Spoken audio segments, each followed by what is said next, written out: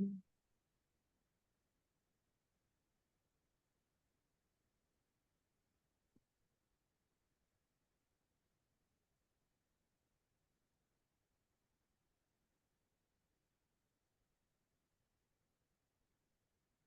right, got the chat set up. So now everyone can say hello this morning. And Erin is the first one to join this morning. So welcome, Erin Mackenzie.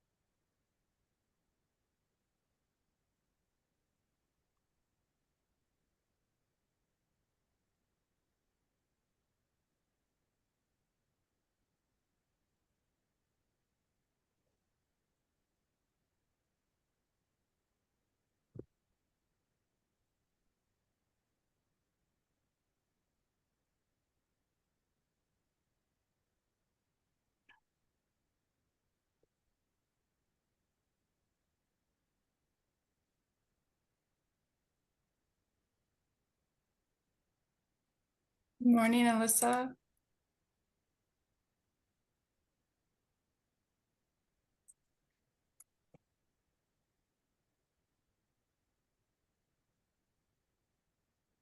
I love it. We have the Newberry Pep Squad here. I know, it's so nice. It's really nice.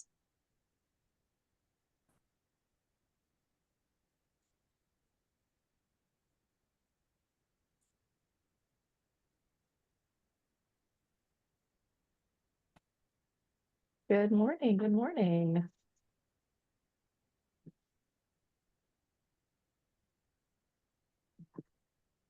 All right. We can go ahead and get it started here in a minute, Amy, if you want to kick it off, and then we can jump into processes.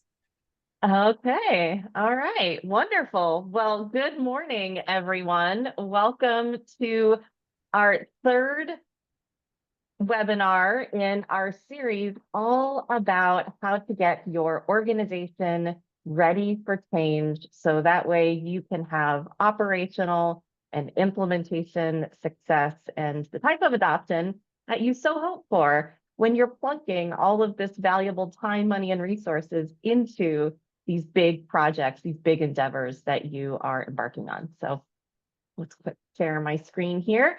For those of you who I don't know, I am Amy Yakowski, and I am the founder and chief evolution officer here at Painted Porch Strategies. But before we get into all of the introductions, I first just wanted to say thank you to each of you for spending the next maybe 40-ish minutes. It depends. We get very passionate when we talk about process. So about the next 40-ish minutes, all about process and the critical role that it plays in helping you execute effectively. As this says here, you can streamline your processes so that way you are then amplifying your results.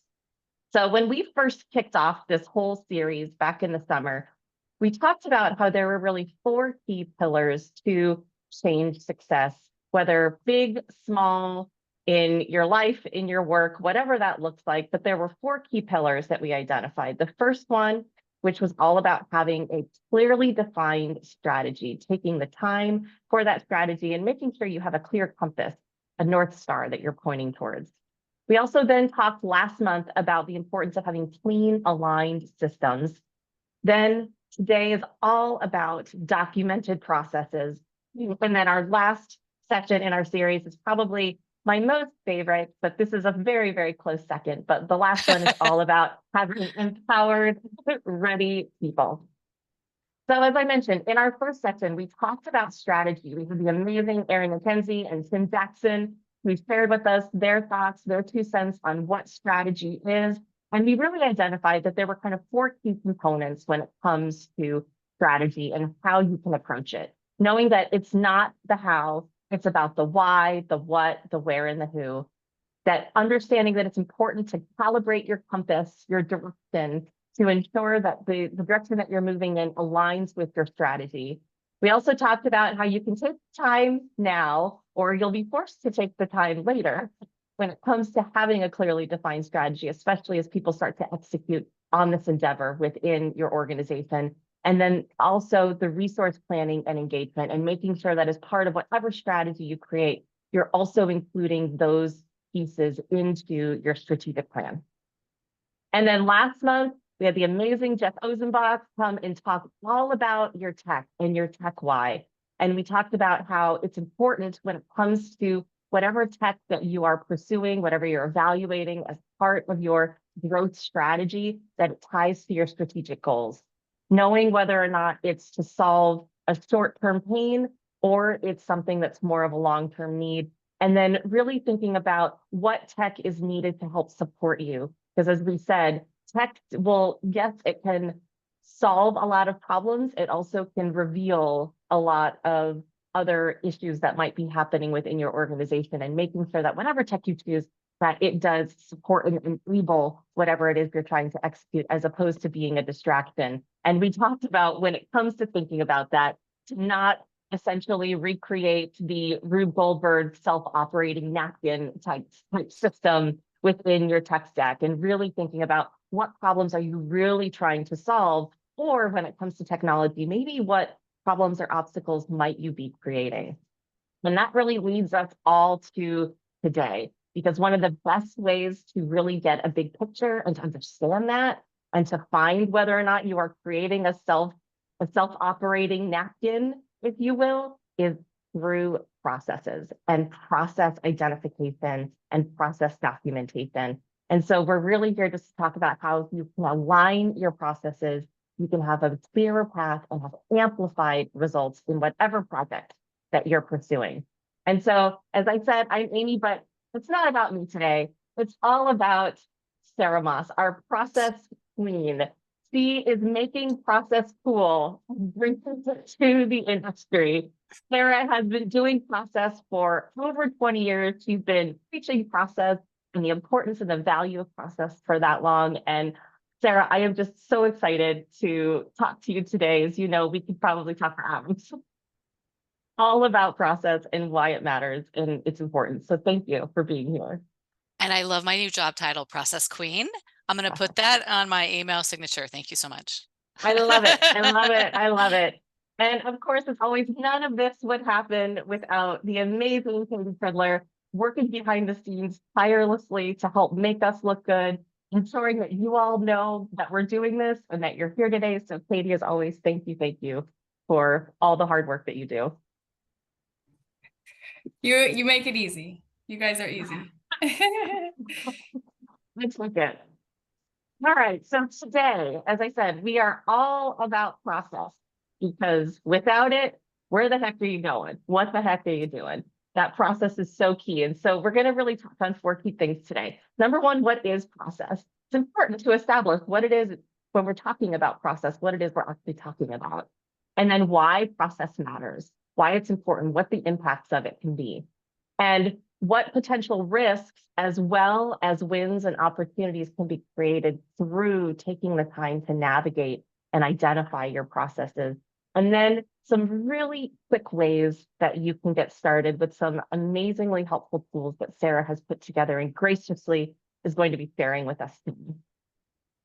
All right, so Sarah, process.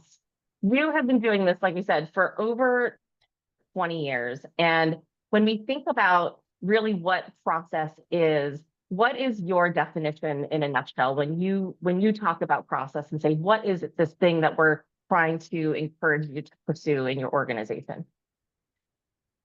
So, and Amy, I got to say, I'm so looking forward to geeking out with you today about processes. And I hope this is, I want to hear how you define processes as well. So hopefully we have some back and forth here. I would love that, because we get into the groove when we talk processes. We've been doing this a long time.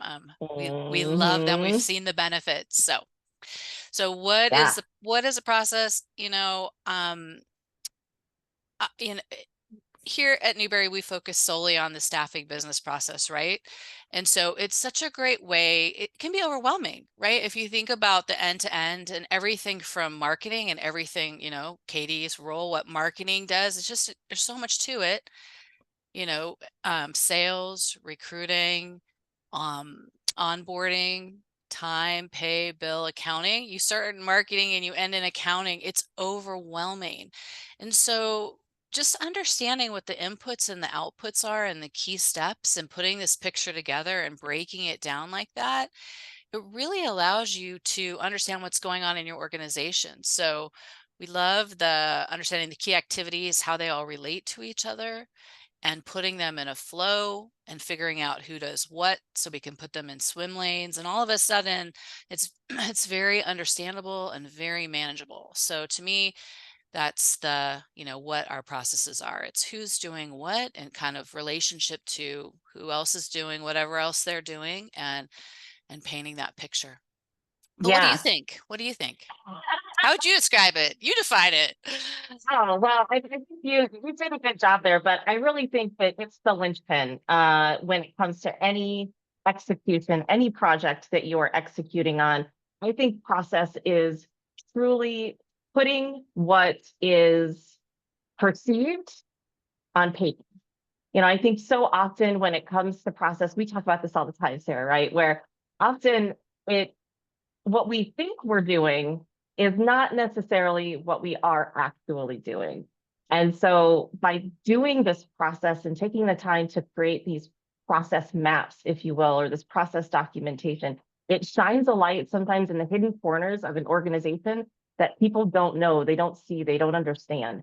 I think that that's really what process is in a nutshell. It's taking what you think you do as an organization and qualifying it and quantifying it to actually put something on paper that people can look, they can touch, they can interact with, they can understand, and they can see the evolutionary life cycle of how their business operates in any given manner, whether it's one piece of the larger pie or really looking at the entire pie. For sure. Yeah. It's true because there's so much to it, and I think we kind of take that for granted, especially those of us who have been in the industry so long. And when you put it on, when you chart it out like that, I was going to say put it on paper, but when you chart it out like that, you really can see those gaps or problem areas, or why are we doing that, or what about this or that, or if you're downstream and you understand, oh, that's what they're doing, or they don't know that information, that's why I get poor data, what can we do about that? And understanding understanding that, because there can be, we're busy with what we're doing and our roles, and it can be difficult to know what's going on upstream from us, or understanding the impact that we have downstream, especially when jobs are very, very different, right? Like recruiting compared to setting somebody up for payroll. They may not Mm-hmm. understand the impact that they have on each other. So I totally agree. And there processes force you to kind of put, first I do this and then I do that, and it can be frustrating because that's not real life, Mm-hmm. right? We don't, the phone rings, the email comes in, the emergency hits, but to force yourself to put it in that linear mode, you can really start to see where the opportunities are. Yeah. I think it's a great way to understand who your players are, what they're doing, maybe what they're not doing, as well as, to your point, start to identify those opportunities for maybe doing something better. We talk about this a lot, but when we think about the idea, often we pursue some sort of new technology to fix a problem or to optimize something that we're doing within our business. But I always joke, a little tongue in cheek, but it is true. I say technology doesn't solve, technology reveals.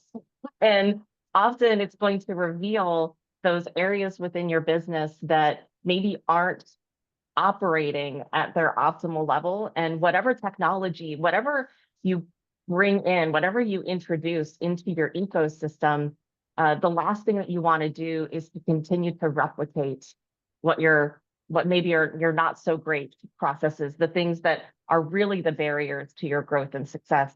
That if you take the time to really think about and write them down and identify them, that it's going to provide so much more opportunity and richness to your business, but your investment with your technology that you're making.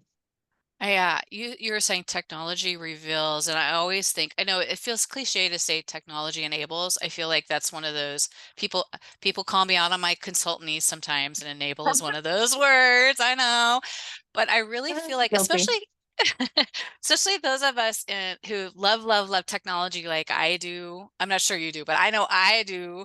I love it so much. And then for our customers, they're spending a lot of money on it. These technology Yeah. initiatives are the biggest initiative of the year often. And, they're huge price tags. They can feel like very risky projects. If you're, for us, we do it all day long. But if in your staffing company, you're not changing out your technology all that often. So they can be scary projects, right? They can feel Mm-hmm. risky. And I feel like it can be very easy to lose sight of that technology as an enabler, and to focus on, what is this new technology? What does it do? Where is this field in that field? How does the data map to my data in the world that I know? How are roles going to be impacted? That sort of thing. But it's very easy to lose sight of that technology as an enabler. And an enabler of what? It's an enabler Yeah. of our business process, right? It Mm-hmm. really is, and facilitating people in their role. But number one, it's enabling that business process, and that business process is supposed to deliver on that strategy that you talked about, right? It's Yeah. enabling a strategy, and enabling what you're trying to do as a business, and enabling your differentiators. And so it can be really easy to lose sight of that and kind of skip past the process part to jump right into training technology, learning the tech, figuring out what to do with your data.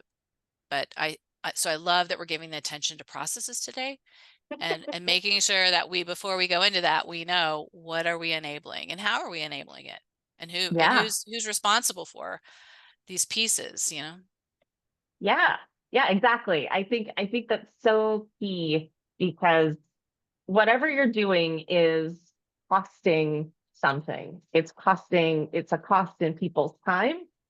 It's a cost in the the amount of time it takes to do something, to execute on any given part of the life cycle of the staffing life cycle, or it's costing you like cold hard cash based on what you're plunking your money down and investing in. And whatever it is you're investing in, making sure that it's money well invested. And to your point, we'll use the consultant term, it is enabling. It is enabling and supporting whatever it is you say that you want to do, but it's the best way to first and foremost create that map. We always think about, if you're going on any journey, I mean, unless you're just one of those people that wing it, we don't just hop in the car and start driving, right? We actually either put an address in our phone nowadays, or back in the day, for those of you youngsters, we had actual maps. We would open up and they would be massive, and we would understand, what is the journey? Where are we going? What is the route that we're going to take to get there? Oh, and by the way, where is there maybe a mountain in the middle that we have to take time to go around?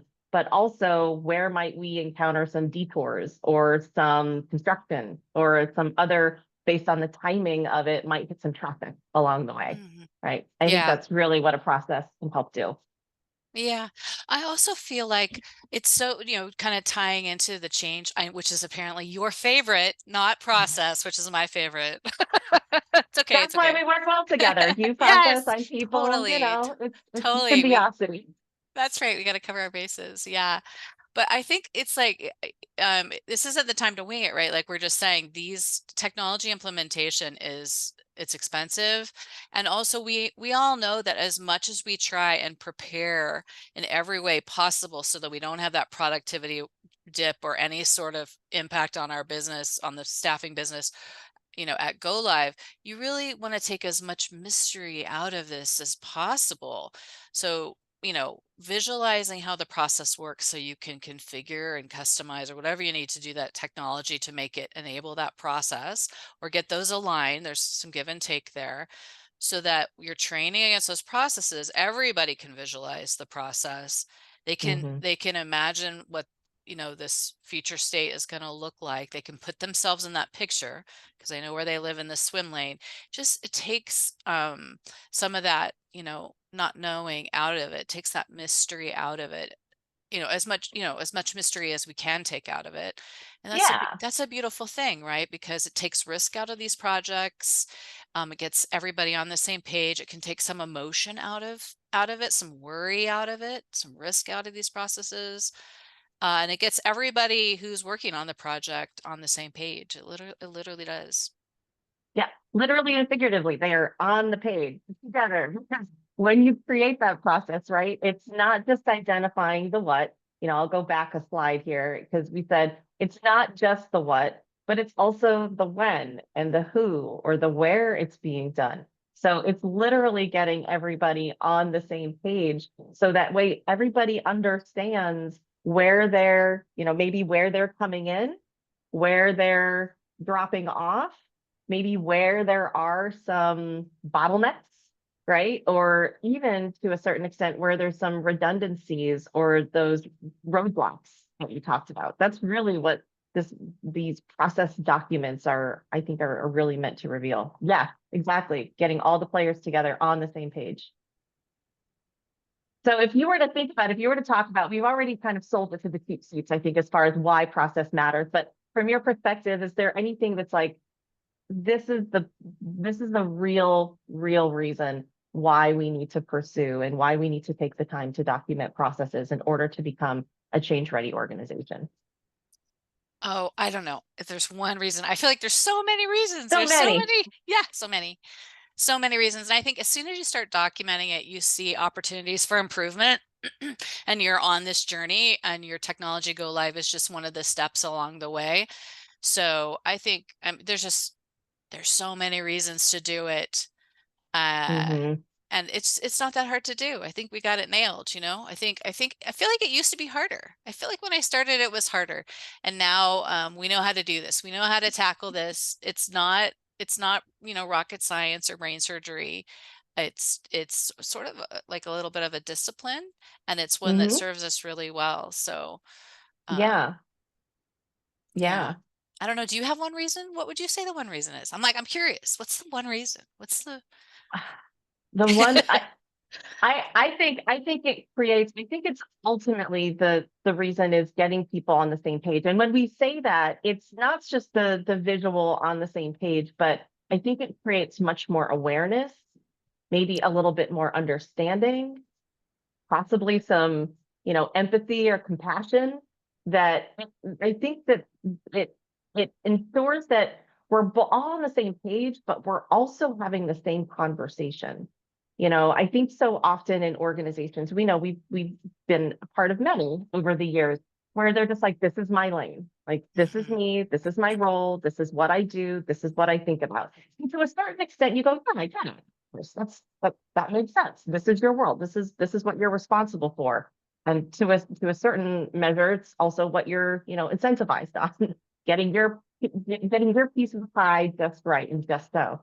But I think by doing this, it broadens the view, it broadens the lens so much mhm, more. So that way everybody has a shared language, a shared understanding of what it takes to do the job, what it takes to execute as mhm. a business, as opposed to just in your department, in your lane, in your role, in your task. Yeah. And that is such a great point too, because I feel like, when you're at the beginning of the process, so you're in marketing and sales, there's so much art to those processes. There, I don't want, there's just a lot to it that you're not going to put in a little box on a flow. And then Yeah. you move into recruiting, and recruiting, there's an art and a science, right? Like you've got to find these people out in the world at the right time and the right rate and all of this. And also you're in a sales role to clients, selling them the person, and to the candidate, selling them the role. So there's definitely an art and a science. And you get further down, and our middle office people are our pay bill people. I mean, they are process experts. I mean, even if they have terrible technology, they have an amazing process because Yeah. it has to work. And I always say, as much as like my career has been in the front office and that piece, I have learned to recognize that payroll is the number one process. It is the most important process. And it was a salesperson who convinced me this, that the payroll is the most important process, because if you mess with someone's payroll, they don't trust you. And that is really important in staffing, where, what, 20,000 staffing companies in the United States, or some crazy Mm-hmm. number. Mm-hmm. So getting payroll right is really important as far as candidate loyalty and candidate and temp, contractor experience. And the Yeah. second most important process is billing, because if we're not getting the money in the door to pay our contractors, our consultants, our temps, we go out of business really quickly, right? So those are really important, and those are probably the least understood, because most of our users, most of our employees are in recruiting and sales, right? Yeah. Our middle office, because they're so good at process and they've nailed that down, there's very few people back there, and we really need to understand how what we're doing helps them be successful or not. And I've noticed a lot of people, when we're doing end-to-end process documentation, that's when it comes to life for them. They're like, oh, I didn't know what that field meant, so I just put whatever there best I could and moved on. And it Mm-hmm. really is so important. And once they know, of course, they're gonna take the time. So it's very empowering in many, many ways. And the same thing for the middle office people, those, right, not understanding, oh, I don't have the purchase order right now. So the client didn't give it to me, so I'm sorry to hold up the invoice for that. And now we have a conversation going across the organization, because we understand each other and we can be more successful. So I think, Yeah. yeah, it's getting everybody on the same page. And people don't go to school for staffing. I know we say that, and there's a lot of turnover in our industry, right? So we got to teach them. We got to tell them how it works. It's not that hard. We can do it. And once they know, it just makes things hum. Yeah. I would say one other point to that is that going back to your investment, whether you're just, I couldn't say just, whether you are taking the time to just evaluate your operations and see where there's opportunities to optimize with what you already have today, right? Like maximizing the tools and the people and the resources that are already available today. You've already made the investment in each of these things. How can you optimize them? But also, if you're looking at doing some sort of technology investment, the last thing you want to do is recreate what you already have. If you want to recreate what you already have, then just stick with what you already have. Save the time and energy. Spend a couple $1,000,000 on that minimum, right? And a year plus of your resources and money and time. Save your money, because otherwise you're like I said, you're bringing all your maybe not best into this shiny new system. It understands the way to best drive the new car that you bought. Don't grind the gears, right? Don't bring bad driving habits into the new Ferrari that you bought. I think it's really key, because I think we've all been there. And I know we have a lot of Newberry folks here and people who have been supportive of Newberry or have worn many hats in the staffing world, even from a technology standpoint. And how many times have we heard, I just flunked out, I just spent a year plus, $1,000,000+ on this, and the technology sucks. Nobody's using it, right? Or it's slowing us down. It's so sad. And it's so sad. It breaks my heart as people who worked for technology companies. You're like, there was a lot of real effort and intention and desire around getting this new technology or developing this new feature set that was going to enable, right? We'll use our consultant term, that was going to enable, optimize what it is you do. But if you don't understand what you do, you can have the best tool in the world, and it's not going to work the way you need it to in order to execute your strategy or, make your operations hum. Yeah, All right, so that was a absolutely. bit of a soapbox, but yeah, I think that's the big one. So when we think about, why process matters, we've obviously been talking about it, but there's some great opportunities here that as part of this work, you're not just bringing your current into the future, you're actually taking the time, like you mentioned, to really start to identify where are there maybe future opportunities to cut out what's unnecessary, cut out the bloat, cut out the things that are slowing us down, because we know speed to market, it's a very competitive industry. Anything that you can do to, I'll say, simplify or really focus on the value, right? The value, the end goal, the end means that you're trying to achieve, whatever you can do to make that as nice and tight and efficient as possible and effective as possible, I mean, that's going to be what's going to make your organization really hum over time. Yeah, I think when you're looking at so you get your draft flow out there and you're sort of analyzing it to figure out what kind of change you do want to make. And, there's a lot of factors to that. So sometimes I think we think, oh, like, let's think as far out as we can go. And then you can have interim processes, right, between here and there for sure.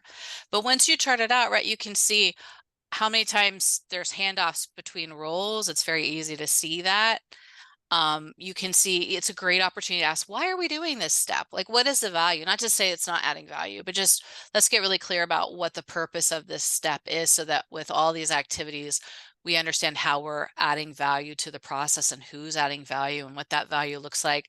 So we're really clear about that. So when we're making decisions about how we're going to align tech or roles and things, we can really hone in on that. And then I was talking with another process geek a couple weeks ago, and they were saying it was a little process religion conversation.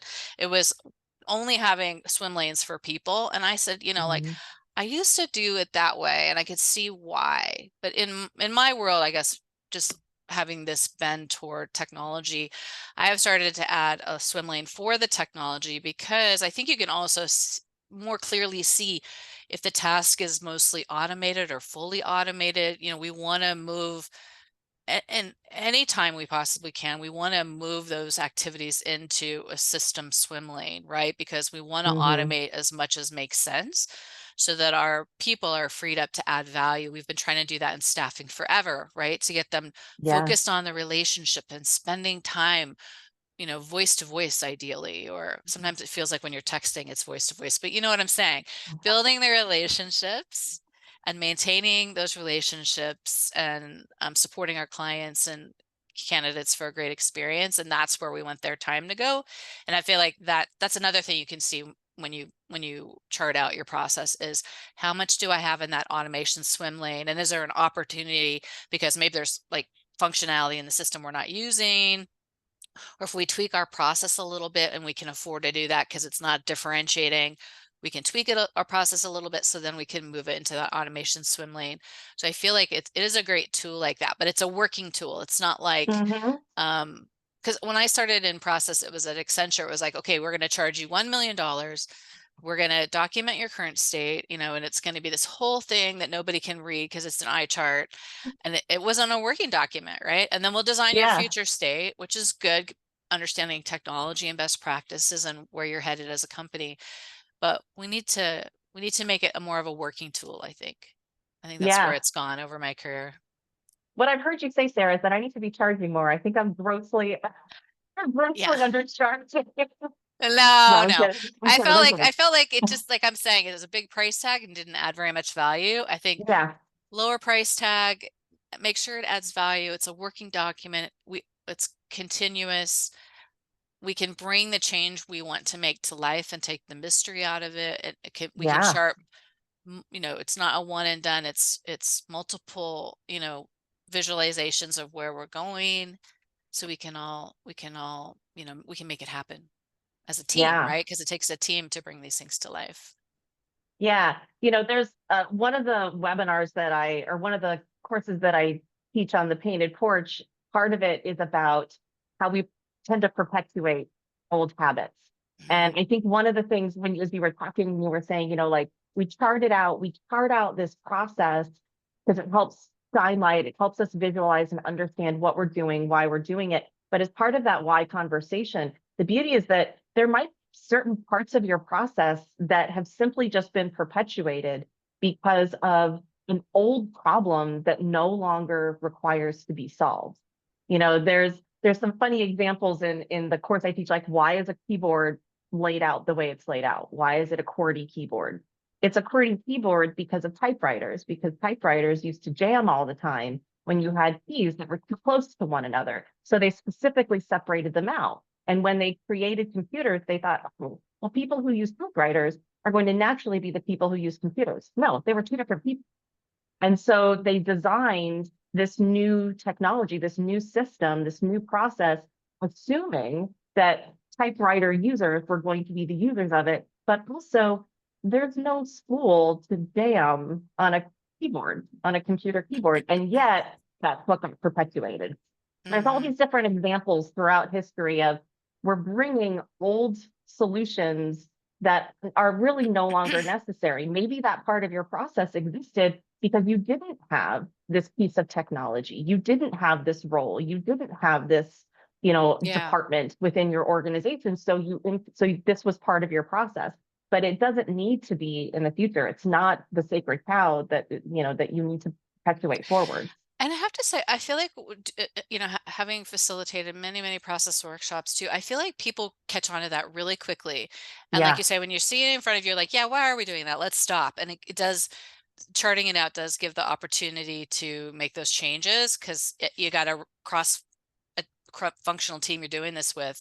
So it's easy to make those decisions while you're looking at the process. And I noticed another thing that's changed is people do see, or staffing companies do see, when they're implementing new technology, leaders know that's a great time to hone your process, like you're saying, and pull out that non-value add. But I would say there's lots, and you kind of hinted at it, but I just wanted to amplify the point, which is like another scenario I've seen is, hey, we've acquired our 12th company or something. Let's get them on one process. So we don't need to change our technology out, but we're just like saying this is the point in time where we're going to redefine our process and make it our process, account for variations and things, but come to the table with one process together and unify just around that without even having to change out the technology. So I think that is a great project to do.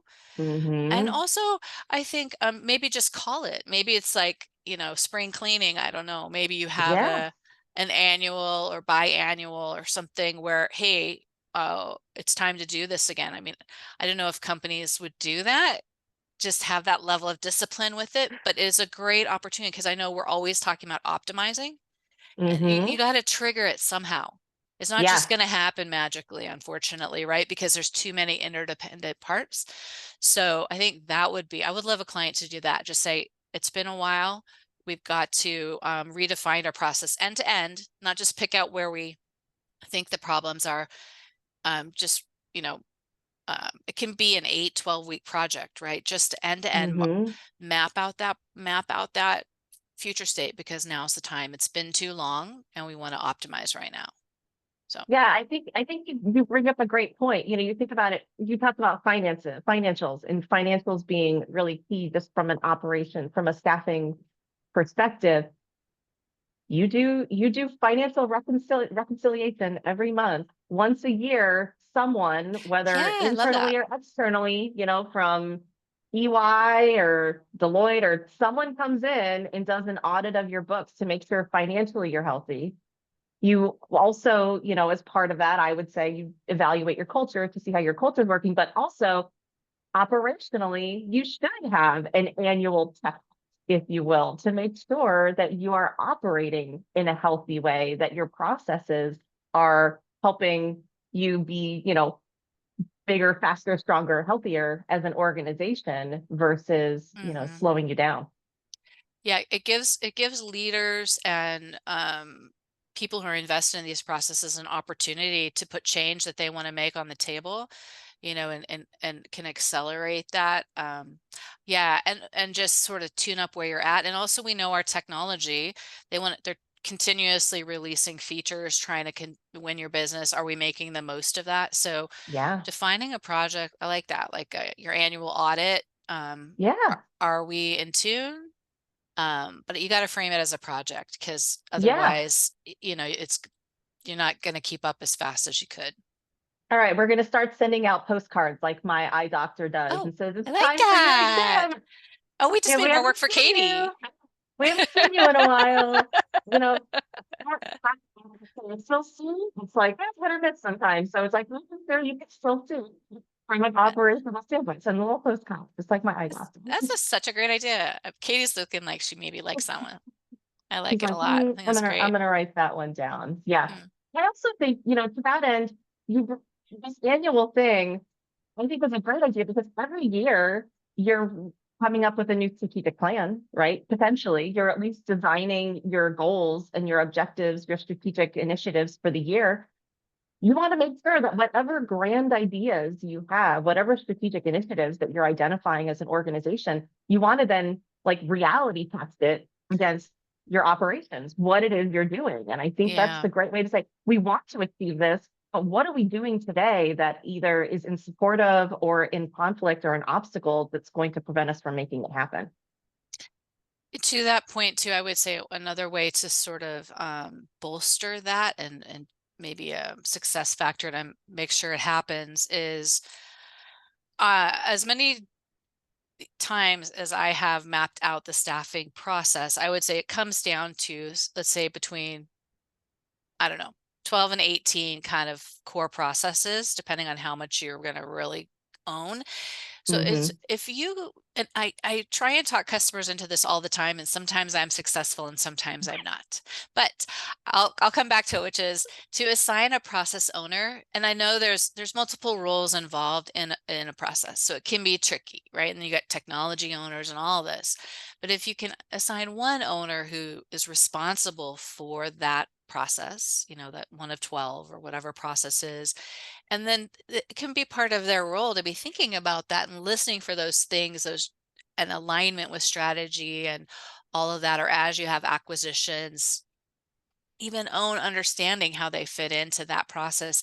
Just as much as we can break it down and assign accountability and ownership over it, I think that's another great way that staffing companies can empower their organizations, another consulting word.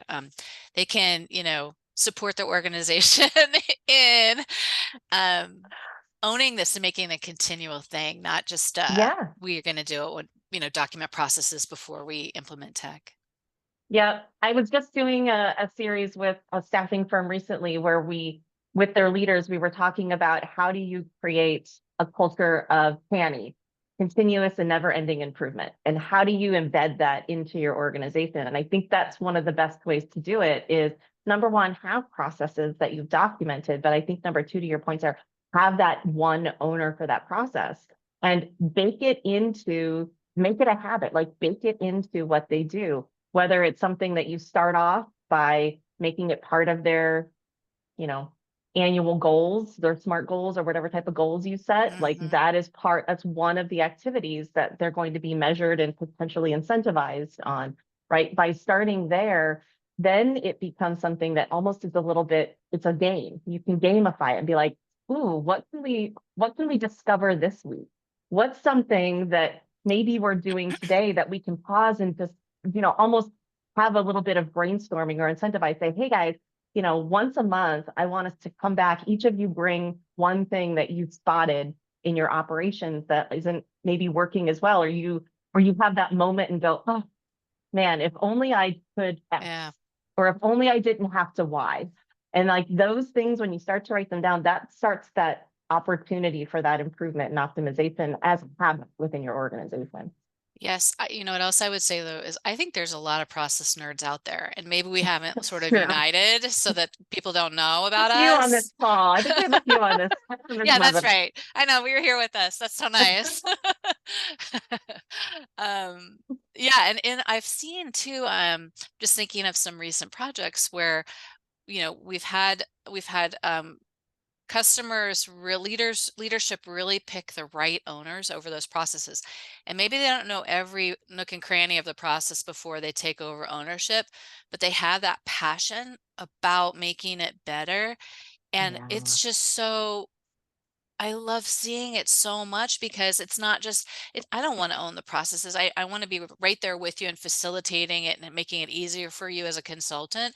But I want you as a customer to own the processes. And if you can find these passionate people, it's incredible. They know the organization, they're going to figure out every nook and cranny, and they're going to create the vision for that process. It's amazing what they can make happen.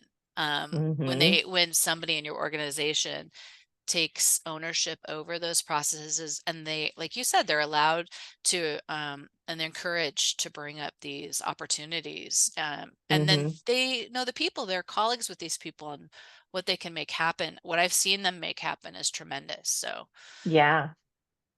Yeah. Exciting. Okay. Well, I think we've sold the why to the Okay. cheap seats here.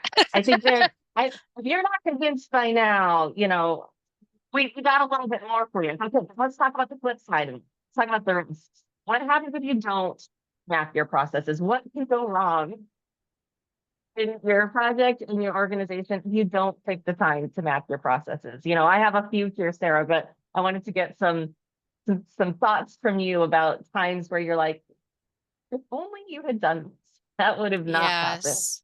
I do think it happens a lot because the technology part can be overwhelming, and you got to put additional people on your team. It's really difficult to be the person responsible for configuring or setting up or creating training. You got to put additional people on your team if you want to make process mapping happen. It's got to be their job on the project. Yeah. And if you don't do it, which I do think happens a lot, you're adding mystery and risk to your project. You just are. And then your training is going to be about technology. It's not going to be about the process. Sometimes, it's just pure process training you need, not when you're rolling out a new system, for example. And you're going to forget about that if you're just like, this is how you create a candidate. This is how you submit a candidate. This is, how you fill an order. You're going to miss those, hey,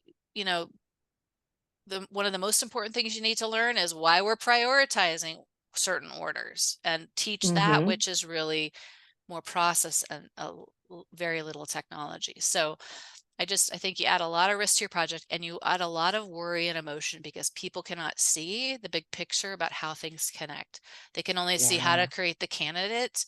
They can't see how that fits into the bigger picture. So I think you create a lot of worry when you don't offer that.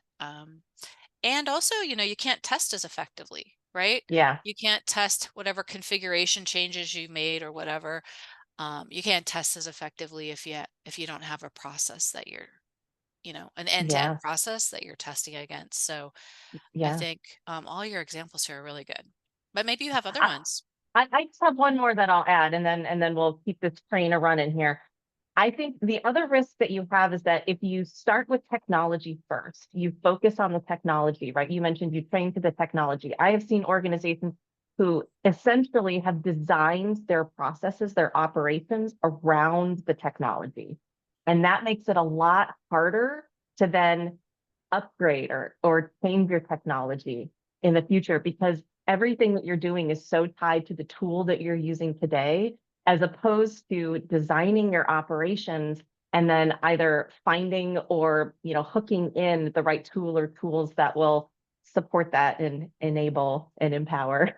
These are all the ones out to enable and empower your operations effectively. It makes it much harder from a change perspective, but also just it makes it a lot harder just to upgrade what you're doing, because it's so tied to what you do.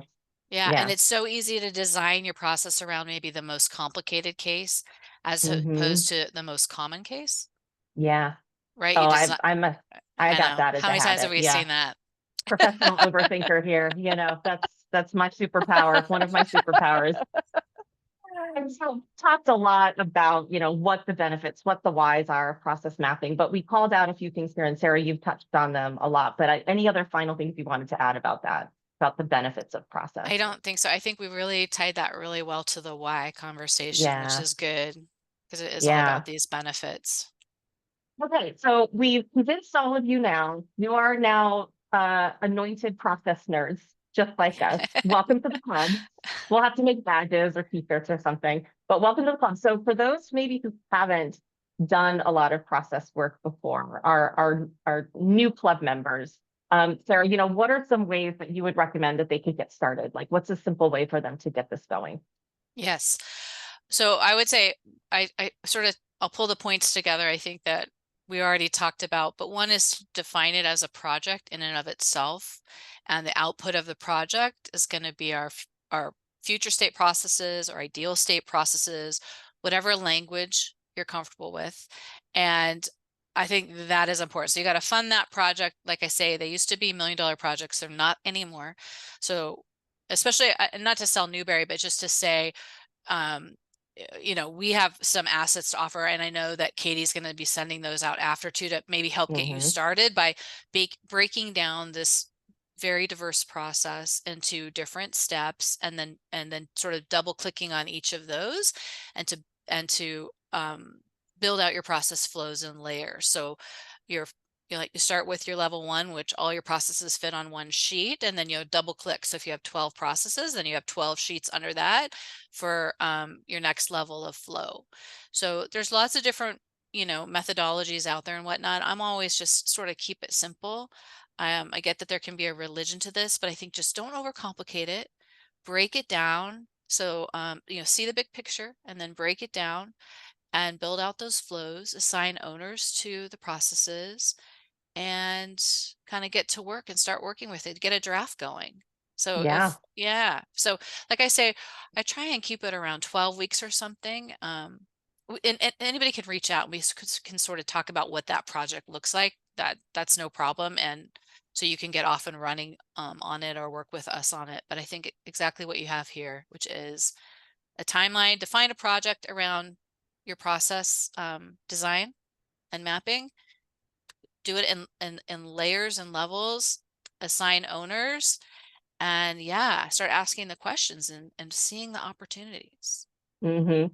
Yeah. And so to help you get started, Sarah has put together this amazing process starter kit that you will be sent after this webinar. Be on the lookout, check your email. Katie is going to be sending it out along with, I think, a copy of the recording here. So you'll have a great way to get started with process. And there's some fun things you can do to start to play with this guide that Sarah has put together. But to all of that, as you start to embark on this process, know that we independently and collectively here as Newberry and Painted Porch, we are definitely here to help support you. To get started, just start by being curious, right? To that point, asking those questions, leaning on this incredible template that you're going to get from Sarah. But also don't hesitate to reach out to us. My team at Painted Porch, we really focus on helping assess your readiness and prepare your team and your leaders and even your processes to a certain extent for change. And then Sarah and her amazing team at Newberry will help you bring it over the finish line and really get that future state perfectly defined and ready, so that way it can consume whatever technology or whatever operational changes you're going to be embarking on for your constant and never-ending improvement within your organization. Sarah, any final thoughts? Just to say, if you haven't figured out already, we're the process geeks, and we've got a lot of geeks on our team. So we'd love to talk to you about your process projects and make sure you're in a good place for that, because obviously the benefits, the upside of it is huge. There really are no downsides. So. Yes, wonderful. Well, Sarah, thank you so much. Everybody, thank you so much who are a part of it. If you do have any questions, I don't know if there was any questions posted in the chat, Katie, as we went through. No questions so far. So. No.